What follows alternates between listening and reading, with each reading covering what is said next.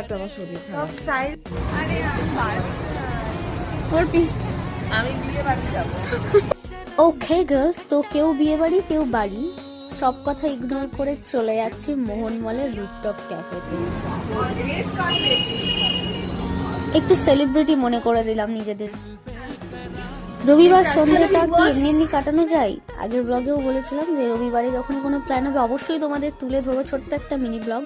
তো প্রথমে মোহন মলের রুফটপ ক্যাফেটা অনেকেই ভিজিট করে নিয়েছো, তো আমি তবুও যেহেতু সানডে একটা সুন্দর প্ল্যানিং আমাদের হয়েছিল তো সেটাই তুলে ধরলাম। কি কি অর্ডার করেছিলাম সবটাই তোমাদের সামনে তুলে ধরলাম। আর সত্যি কথা বলতে বহরমপুর সময় কাটানোর জন্য স্কাই ডেক ক্যাফে মন্দ নয়, কিন্তু গিয়ে ভিজিট করো আর অবশ্যই কিন্তু কমেন্টে জানিও। আর introduce Priyanka, Arpi and me Anarita Sarkar, নাম তো শোনাই হোগা।